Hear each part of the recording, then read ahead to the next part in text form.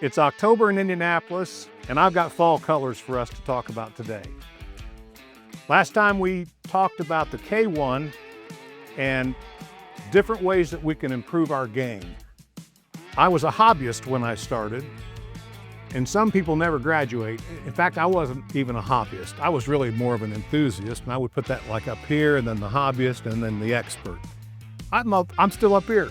I'm still the enthusiast, but I got a friend who, backed by popular demand, is an expert, and I've asked him to come back for another episode because we had such tremendous comments and interaction from the last episode. Tracy Schooler, welcome back. Oh, it's glad to be back.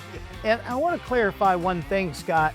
You use that term, backed by popular demand, very loosely. Well, you were popular. Really? And I had some demands. We had some pretty good views on that last episode. And demand meaning more than two, right? More than you and I. Okay. All right. And I want to clarify watch times each. We did. It was a great time. Yeah. Yeah. Thanks for having me, by the way. Just give me a little When you think about your builds and what you've really enjoyed, which one have you built more of than anything else? Yeah, without a question, Scott. Great question, but without any hesitation, it's the popular CT70 K0. That 1970, 1971 is by far, I would put it in the category of 80% of all your restorations are going to be K0s. Yeah, I'd say that's probably true on my side as well. We're just now seeing a lot of K1s come in. K3 seems to be coming on strong as well.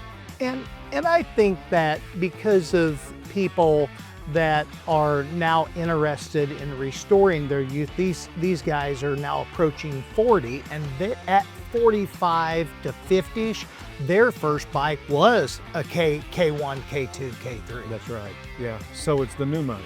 The new money. Yeah. Yes. Yeah. I would agree. Well, as you can tell, it's going to be a great episode. Welcome to Minibike News. So I said backed by popular demand, and I want to just bring Tracy Schooler into frame now because we have a fun time. We watched this film, both of us, like kids watch Barney. We've watched it like 8 or 10 times at least and laughed about it from top to bottom as if it's the first time we've ever seen it. Yeah. So, and I want to get one thing. Let's get this cleared up real soon into this episode. Backed by popular demand is just an expression, okay? Because there's nothing popular about me. In case you're wondering why I'm all dressed up, this is kind of out. I was here on business down the street, so I wanted to come in and say hello, and I got put to work. that's what I do. Exactly. For people to work. Exactly. Well, let's get started. Yeah. So from last time, and we were on the K1, and we had talked about trying to step the game up a little bit. And I'm going to point out some things. So I'm going to start out with doing a little constructive critiquing. You know, when I look at these three builds and he wants me to look over them, you're going to notice right off stands out to me is the side badges. And what I mean by the side badges, this is correct for this K0.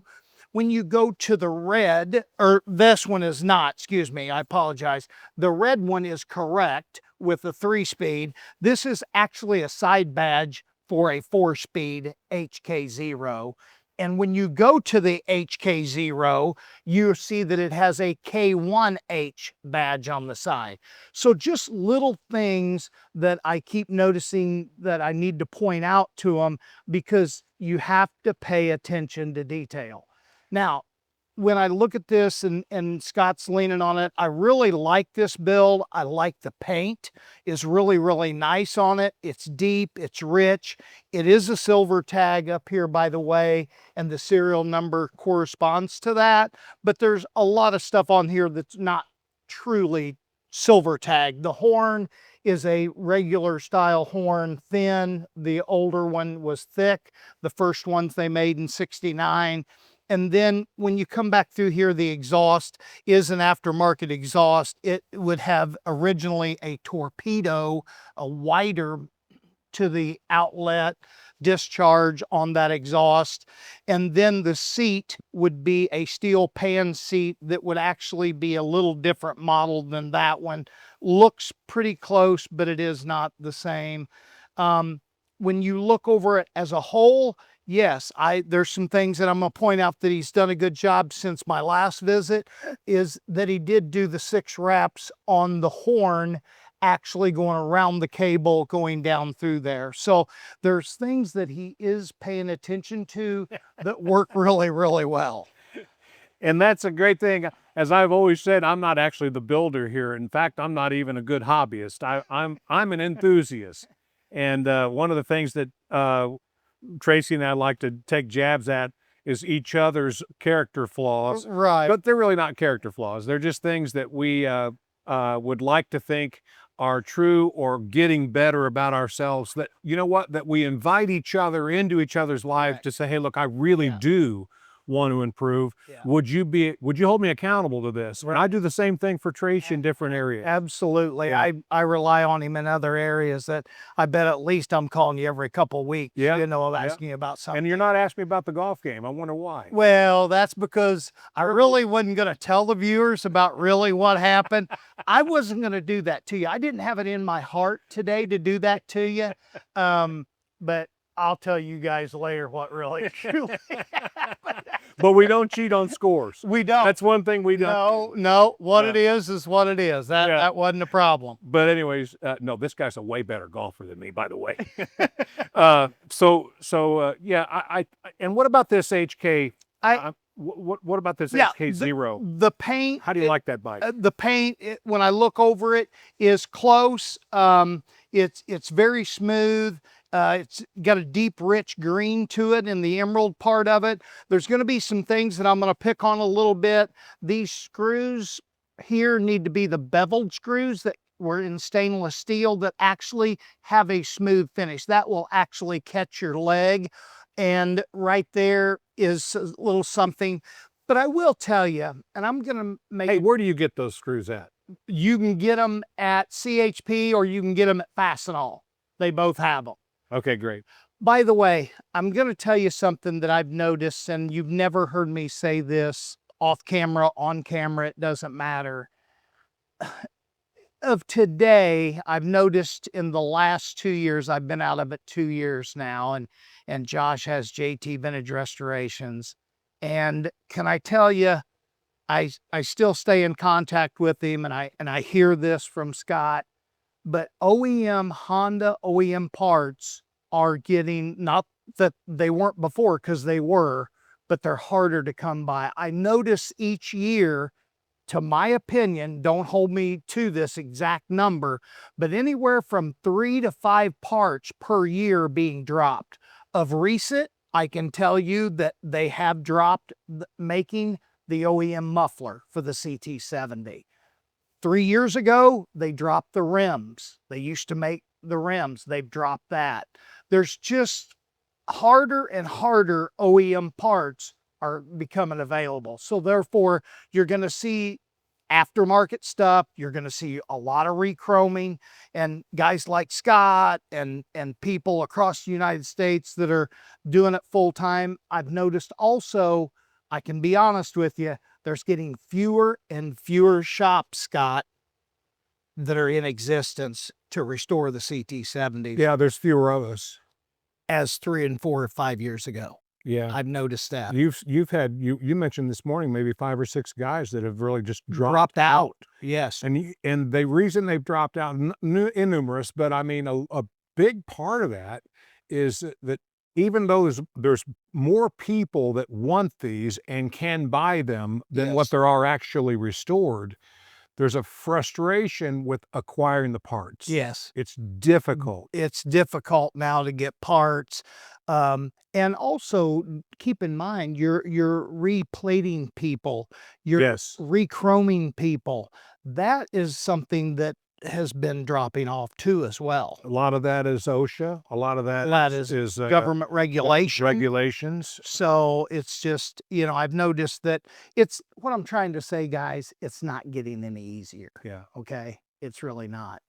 But just curious, when we always talk about this, and we're always talking about something very specific, but to my understanding, right, I look in here, and by the way, we're standing at a beautiful, beautiful, I call it the biggest play toy, CT70 play toy in Indianapolis. But what a beautiful location, what a beautiful place. But I just want to make sure that I'm right. These are for sale, right? Yeah, I mean, yeah, you and I never talk yeah. about it, but Yeah. all these bikes are for sale. So don't forget that. I mean, you have plenty to choose from in here. I've never seen a collection like it. Yeah, thank you. Well, yeah, they are for sale. When I talk about pricing on these, that's something else I think that would be great for the people that are watching this. The market is just like the stock market. You see it go up, Correct. you see it go down.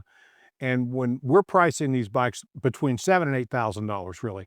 Last year, 9,000 was, very, very common on the H series It bikes. was, yes. But we're seeing parts go up and margins go down. Yeah.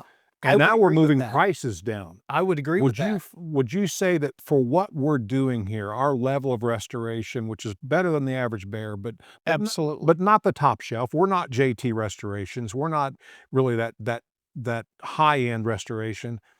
Would you say that my pricing is fair, reasonable, low end? Where would you? Right. I feel like it's fair to low. I really do. I think that I've noticed, and I think we on our third 3.5, 4 years together. Yeah, yeah, It just seems like your quality has definitely come up here more so, and your pricing really, it maybe even went down yeah, a little yeah. bit. You know, Well, and so we've done that because there are a lot of the OEM parts that we were having to pay so much money for. right. A lot of the restoration shops we're doing all of our bright work with, there are fewer out there. Yeah. They're getting more money for it. Sometimes it's better to buy a CHP handlebar than paying $500. I agree. Yeah. I agree. And you're gonna see that muffler. I heard an instance the other day where now the muffler, there still are some people Yeah. got overstock, but they're wanting $650 for the Right. muffler For an OE muffler. from an OEM muffler. Yeah. So it's went from 180 on Right. Partzilla Right. straight up, or from So- I got mine direct from Honda always. Exactly. But it's went straight up to 600. And I see next year when we have this conversation, there won't be any in existence. I Yeah. can tell you Yeah. that. Well, that's why we've got our chrome shop full of OE parts. Right. It's hard to get them back. It is. It's 10 prices when you do that kind of.